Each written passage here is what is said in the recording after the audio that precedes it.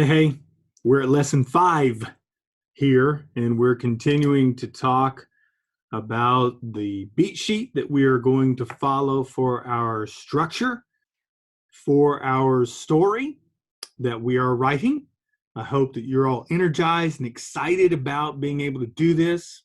I enjoy writing myself, really look forward to the time where I sit down and create these imaginary worlds in hopes that they're actually going to be produced. Which is really exciting. So we move forward and we are talking about the beats of the story. And we left off in lesson 4 with breaking into 2, or you're moving from the first act of your story into the second act of your story, which will eventually move into your third act. It's a 3-act structure for script writing storytelling. Okay. So it's really important that you understand at the end of that moment of the debate in the structure that your character, your protagonist, must make the decision to accept the challenge, to accept the catalyst, the inciting incident, that they're going to answer the call to adventure, whatever it is that is taking place for them. They have to do it. Them being tricked or drugged into doing it or conned into doing it or whatever, does not work. They have to make the decision. All right. I've been mentioning Star Wars, and there are other stories that we can mention, but this one's very easy to follow in the structure, as most of them really are, to tell you the truth. And when Luke discovers that his aunt and his uncle have been killed by the Empire, he makes the decision. There is nothing left for me here. I'm going with you, Obi-Wan Kenobi. He has to make that decision. It's very important. So at the very end of that debate, they accept. They're going to do it. Whatever it happens to be in your story, they are going to answer that call. All right. Now we move into the B story. So you have your A story, which is about the protagonist and their quest and their journey. And you have to understand that every journey that they're on, there are actually 2 journeys that are taking place. There's the external journey, where they're actually going through some sort of set of circumstances. Okay. Some kind of action is taking place in their external world. The second journey is the internal journey. They are changing because of the external journey, and those 2 are combined together, okay, in the process of your story. So the B story, Snyder actually calls it the love story. Very oftentimes it is the introduction of a new character, and he mentions Legally Blonde and the manicurist that she meets. But that's typically what occurs in your B story. So in Star Wars, the B story is when Luke meets Chewbacca and Han Solo. That's the B story. And they start a relationship, and it helps propel and support the A story, which is Luke on his journey to fight the evil empire. Okay. So it can definitely be the introduction of a new character that brings in something brand new for the protagonist. It can also be a bunch of characters too. It can also be more than one person. So think about that. When you break into the second act and you introduce your B story, who's going to come into this? Who is going to come in to that story that's going to help eventually solve the problem, whatever the problem is, whatever the quest is, being able to take care of that and solve that. Okay. So this is part of the fun and games section. This is the reason why people love your story, is this section right here, the fun and games section. All right.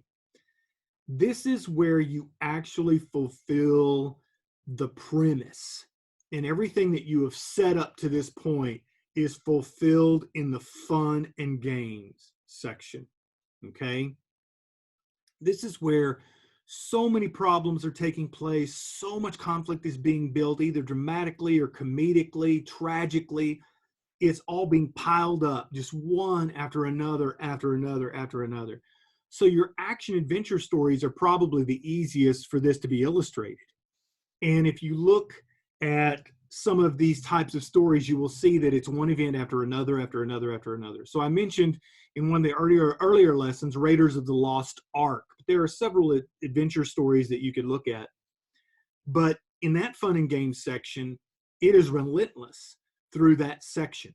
He has to face this obstacle that leads him to the next one. Immediately following that is another one to another one. There is no breath. There's no breathing.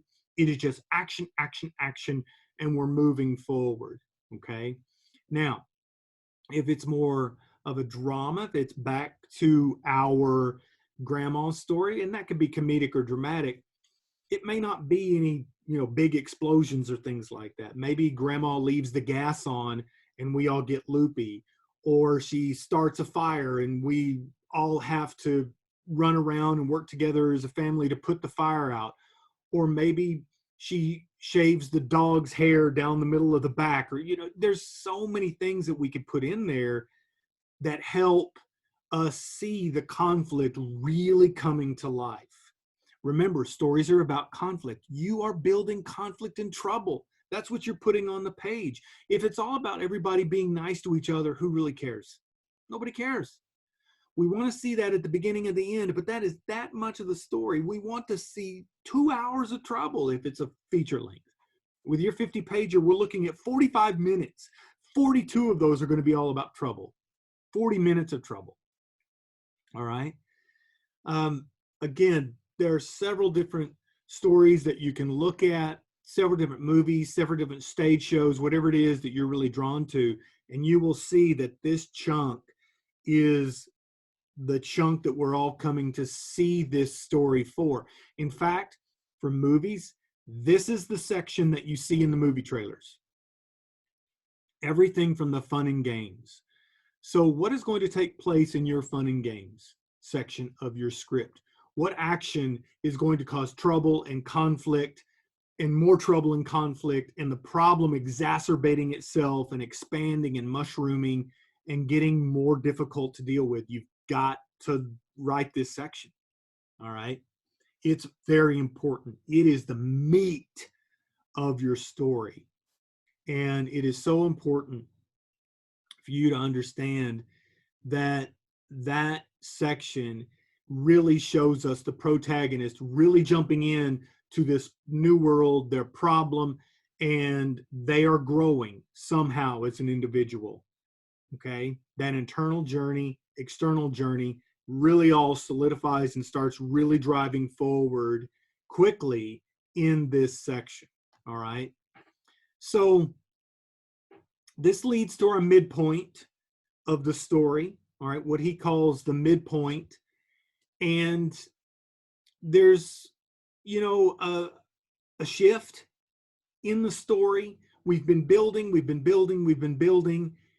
and now we have to slide back. Okay. Go back and look at that Vonnegut Shape of Stories image that I shared with you. She's building up, getting up. Oh my goodness, things are really coming up and looking really good for her. And then we've got to take it all away. So the problem and the conflict is building. They are accomplishing so much, and things look like it's really starting to skyrocket and get to the high point of what is taking place. And now everything is taken away. We slide backwards. We are losing. This is where the bad guys, quote unquote, whoever the bad guys are, the antagonists, start to push back and take control of the story. We have to have this in a story. Audiences cannot have the hero, the protagonist, win too easily. It makes for a very boring story. They walk in, they settle the conflict, then roll the credits. I mean, who really cares? That is so dull and so boring. We want to see conflict, we want to see trouble, and we want to see the protagonist suffer. We want to see that protagonist suffer in some way. Sometimes it's mentally, spiritually, very often it's physical. We have them suffer physically in some way, and they still come out victorious. But this is where it all starts to fall apart. The stakes are raised at this point. Snyder says that. The stakes are raised.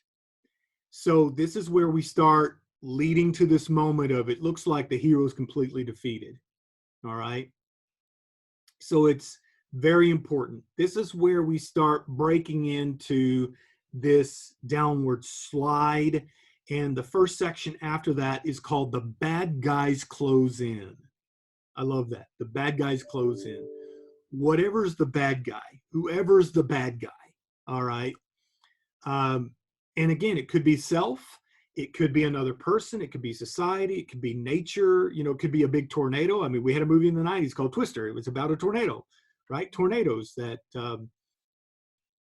folks were trying to track down to learn more about. So this is where the bad guys rise up. This is where they take over.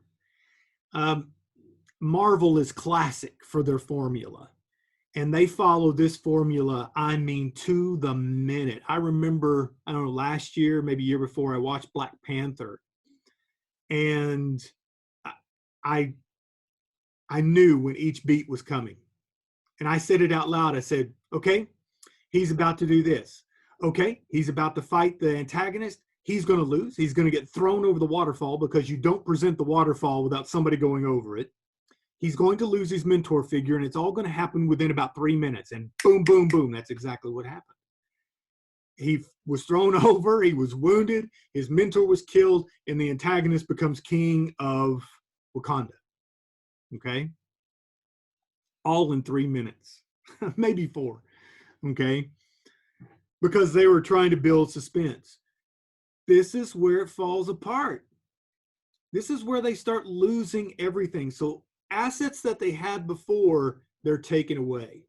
If you'll notice, if they have weapons, they lose almost all their weapons. If it's wealth, they lose all of their wealth.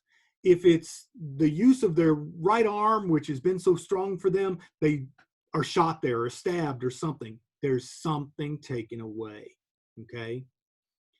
This bad guys closing in section is very important. They're all important sections, but you need to understand in the concept of building a story, you cannot love your protagonist too much. Really pay attention to that. You cannot love your protagonist too much. You just can't, because you have to hurt them. You have to make them suffer in some way. Otherwise, they're coming out of that and winning and victorious isn't very sweet. So Cinderella, she falls down. I mean, all the way back down to where she started. So her victory at the end is so much sweeter, so much more satisfying for the audience. Okay? So you might want to think about that. And I always encourage you, you're going to have to do it for an assignment anyway, but sit down, watch something with your beat sheet and start filling it out. And you're going to see, boom, boom, boom, that all stories follow this structure. And really look at the fun and games, what takes place in that section, and then start looking at the bad guys close in, because bad things have to happen. So the next lesson, which will be lesson 6, we'll talk about all is lost and get us all the way to the end, to the resolution. All right? See you there.